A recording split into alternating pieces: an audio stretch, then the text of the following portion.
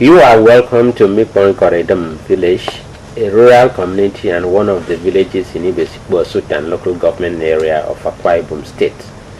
The village itself is steeped in varied sociocultural historiography and is fairly well populated.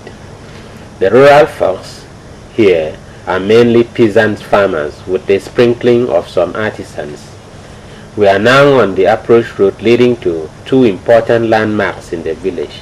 The first is the Lutheran Church of Nigeria, Mbikpong Ikot, Edim, established since 1936 as an offshoot of the late 19th and early 20th century Christian evangelism upsurge in Nigeria, and named after the legendary American reformer Martin Luther King. Next is St. Paul's Lutheran School, Mbikpong Ikot, Edim, is subject matter, our own subject matter, and one of the earliest primary schools in the clan, established a decade after the advent of the church. The pictures you are about to see is the remains of what once used to be a beautiful, conducive learning environment for children and teachers. A sad combination of natural disaster, age and incapacity on the part of the rural community conspired to render the school prostrate in her mission of learning and teaching. We met the school in a tragic condition with pupils and teachers studying under the tree, exposed to the vagaries of weather. Others had blown off roofs dangling on their heads, while essential teaching aids were none in sight. Fallen, wearing teachers had the helpless pupils milling around them, and when the camera turned to them, they jumped in inexplicable excitement. Neglect, governmental indifference, and hardship was palpable. But you'll see even more as you go through the pictures.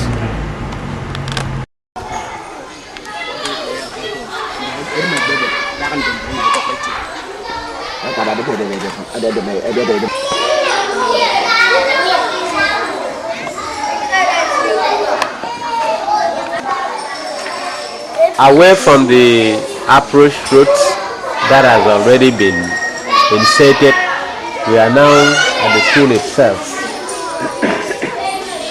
This is what is remains of what was once a very beautiful primary school.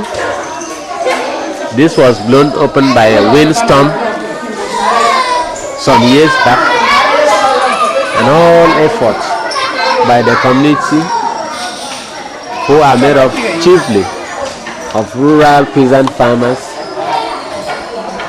to get this roof back in shape has not been fruitful, resulting in a situation, as we can find, where the pupils study under the menace of this dangling roof, which can blow either directly to the classroom or fall on top of the heads of the pupil itself. We'll now take a back view of the problem as we go ahead.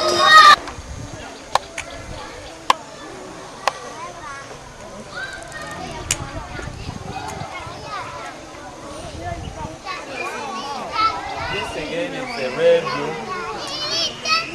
of the school, which is also not staked.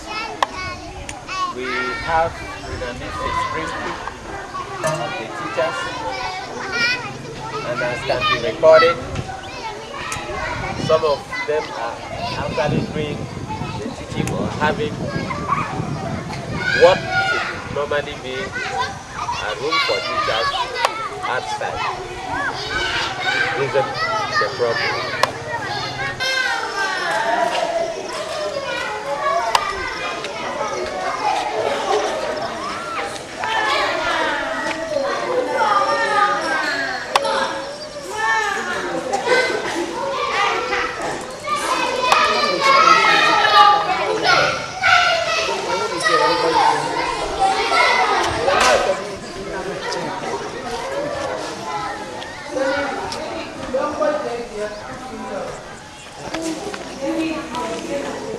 Here again depicts the gravity of the problem.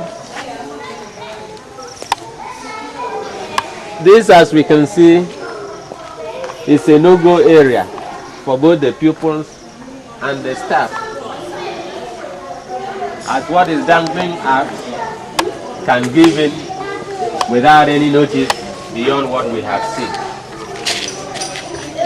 So we continue to record it.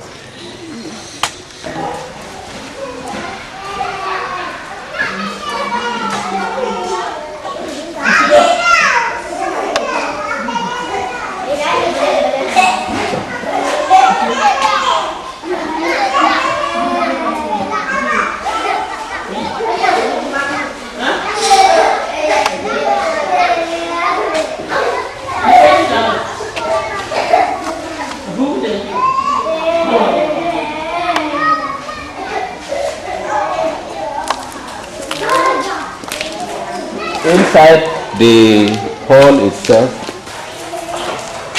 that serves many classrooms, is what can best be described as an eyesore. This is hardly distinguishable between outside and inside. But the greatest menace are the dangling roofs. That is a very serious danger for both the staff and these little pupils.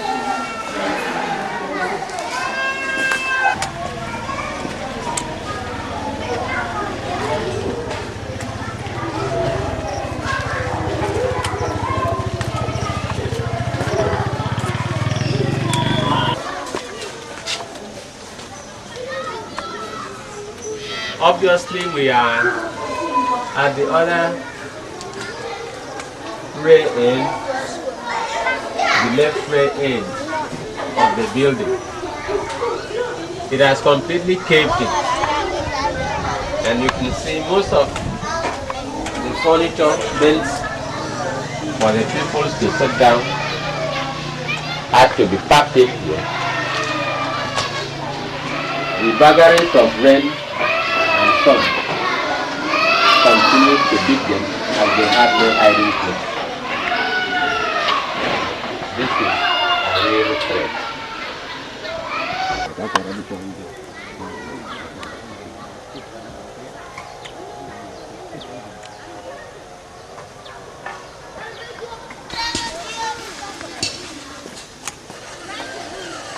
At the inception, this used to be a beautiful, moderate staff quarters for the comfort of the staff to attend to the pupils. But as we can see now, this is what remains and what stands out of the infrastructure that had existed more than 6 decades ago. Part of the compelling problem.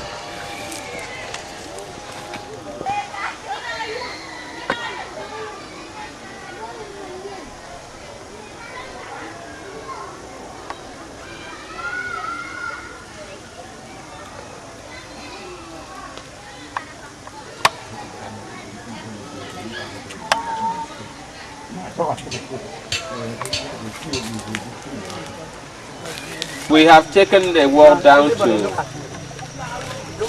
what obviously is an open-air classroom. The children, together with the teacher, is conducting lessons under the tree in the environment that we have seen, and the conditions that tells the rest of the story. The implication of all this is what we have earlier highlighted. Can you mention those animals one by one? Look at their picture. A school block, a classroom, and a continual learning environment for them. You can see a sample of their ages Fish. And obviously, Do we have fish there? there is no way There's no fish there. Fish is never an animal. this kind of environment can engender qualitative education or even health for the children. Somebody spell the word dog. It's here, stand up. Spell. D-O-G. D-O-G. Very good. The dog is D-O-G. Everybody spell the word dog. D-O-G. Dog. Children, children. Children. Children, children. Children. Everybody stand up. Jump once. Tap. Again. Tap. Again. Tap. Now sit down. Sit down. What is your name? My name is Esther Danilo. Okay. In what class are you? I am in primary 6. What is the name of your school? The name of my school is St. Paul's Lutheran School, Mbikpong, Ikot, Edim. Thank you very much. Sit down. Away from the other classroom in quotes, we obviously have taken a walk to another pool, which is a pool of open air classroom for the kids whose ages we can all see. This is their learning environment. This is their classroom for now. And standing beside a pool of their teachers who has no choice but to join their pupils doing learning and teaching under this luxuriating mango tree. One would have wondered if nature has not imbued the environment with this tree, what the vagaries would have been. We are now experiencing a mild sun, but there are times that the sun can be as hot as 70 degrees Celsius.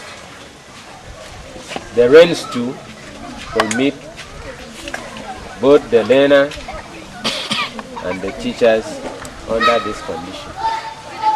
We'll now talk to the head teacher, who will introduce a sample of other teachers that are around.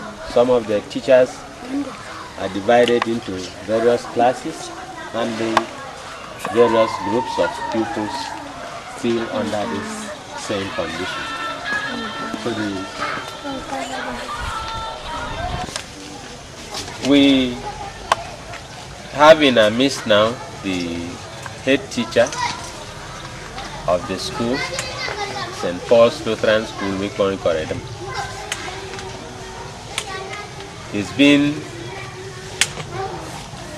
with the school for some time now, and it has been part of the unfolding challenges in terms of this natural disaster that we have documented. She is the one that bears the full brunt of managing the teachers and her pupils under this very pathetic condition. She will now have the opportunity of telling us on behalf of the school her experiences and what effort has been made to put these structures into good shape for the comfort of the pupils and the teachers. The head teacher will start by telling us her name and introducing some staff members of the school before telling us a brief rundown of this problem and the steps taken, which so far has not yielded any result.